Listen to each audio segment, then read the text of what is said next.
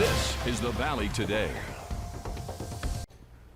Memorial services are set for 2 of 4 victims of a murder-suicide happening in North Dakota. The funeral for Justin and Richard Bracken is tomorrow at 10:30 a.m. at Leeds Lutheran Church. Visitation is 1 hour before the funeral at the church. The funeral will be streamed through the Nelson Funeral Home Facebook page. The other victims are Douglas Dulmage of Leeds and Robert Bracken of Candu. Arrangements for them have not yet been announced. The 4 men were found dead last Monday in a wheat field in Towner County. Police have not yet said who the shooter was. A former coach with the Valley City School District is facing child sex charges. 64-year-old Davy Zink is accused of solicitation and trying to lure minors in by computer. Court documents allege the incident happened in October of 2019 while he was employed as a part-time coach within the district. Zink makes his first court appearance tomorrow. Police are looking for whoever broke a person's nose in downtown Fargo, but they aren't getting much cooperation from that victim. Officers were called to a disturbance in the 10 block of Broadway just after bar closing yesterday, but the person would not say exactly how they were hurt. And 2 men are in jail accused of trying to break into cars in an underground garage in South Fargo. Police were called around 1 yesterday morning for car prowlers in the 500 block of 40th Street South. Officers arrested 42-year-old Chad Castle of Fargo and 34-year-old Stephen Monson of Christine, North Dakota for burglary. Monson is also facing a charge of carrying a concealed weapon. A Moorhead man is seriously hurt after crashing his car on I-29 near the Tri-Level interchange within I-94. It happened around 2 yesterday afternoon when the driver hit the center concrete median. The North Dakota Highway Patrol says the victim was not wearing a seatbelt. This is the second crash near the Tri-Level in just as many days. A West Fargo man died in the same area Saturday after his vehicle hit a concrete support pillar on I-29. The video you see on your screen there shows the severe front-ended damage to his car. The victim is identified as 33-year-old Zachary Noble. 6:02 on our Labor Day Monday. Time now for a look at our storm team forecast. Good morning to Summer Schnellbach. Good morning, and thank you all for waking up with us. Let's get right into our headlines for this Labor Day Monday. It's going to be a warm day after some 70s yesterday. We're back into the 80s for today, and that breeze will be picking up out of the southeast around 20 to 30 miles per hour through the afternoon. Even though today's going to be warm, we are going to be warmer yet through the rest of the week before backing down into the 60s and 70s. Of course, just in time for the weekend when you maybe want to get back outside and enjoy the warmth.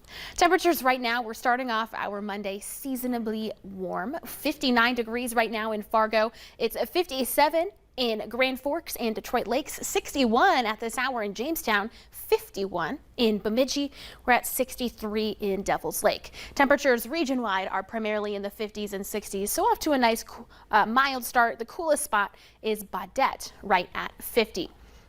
As for satellite and radar, we have one little round of showers continuing to fall apart and fade as they move to the north and east in Towner County. For travel today, green light through the whole day. Maybe you're traveling back home from the lake or wherever you spent your Labor Day weekend. Just gotta be aware of the breezy conditions for today. So a check of your Labor Day forecast. Here in Fargo, we'll be warming up into those low 80s by this afternoon. And of course, that wind kicking up through the afternoon as well. Ashlyn, here in just a couple of minutes, we'll have a look at your full 7-day forecast to see just how warm the next several days are going to be. You know, but a beautiful ending to the holiday weekend. So hopefully folks are still out enjoying it. I hope so too. Thank you, Summer. Time now is 6:04. Police are doubling their presence on this last day of the Minnesota State Fair after a shooting over the weekend left 1 person injured. The victim was shot in the leg Saturday night around 10 near the entrance to the Midway, and the gunman is still on the loose. Police say the victim was targeted by the shooter and was not a bystander. Somebody to engage in such a brazen act in a crowd of people with no regard for the safety or the lives of others. It's just disgusting, in my opinion. If you commit a gun crime in Minnesota, it needs to be very clear that there are going to be consequences that are harsh. About a dozen officers were within 20 minutes of the shooting. The incident shut down the fair about 40 minutes early. Damage is now estimated at $50,000 from a house fire in South Fargo happening over the weekend, but there's still no word on the cause. Firefighters were called to the 300 block of 8th Avenue South Saturday afternoon and found heavy fire on the second and third floors of that apartment building. One person was trapped on the roof and had to be rescued by firefighters, but everyone else got out okay. 2 cats were also found inside the building and pulled to safety. 3 people are now displaced because of that significant damage to the second and third floors. There are new developments in the race for North Dakota's U.S. House seat. Endorsed Democratic candidate Mark Haugen is suspending his campaign because he doesn't see a path forward to winning that race. He's citing pressure from what he calls the far left wing of his own party over his pro-life position, especially since former Miss America Kara Munns entered the race as an independent. Haugen says he'll notify the Secretary of State's office with his withdrawal tomorrow. Incumbent Congressman Kelly Armstrong says the decision to run for Congress is a big one and says Haugen stepped up for his party when no one else would. Kara Munns also responded to Haugen's decision, saying the decision could not have been easy. She says as an independent, she's committed to fighting for the people of North Dakota and that it's time to finally put people over the party. Rising gas prices have been a hot topic, but some saw the prices declining going into this holiday weekend. Has that made a difference for travelers, though? The Valley Today's Jillian Trudeau is joining us live this morning with a look at some Labor Day fueling. Good morning, Jillian. Good morning, Ashlyn. That's right. Some people took the opportunity to go to the lake this weekend for the last lake weekend in Lake Country.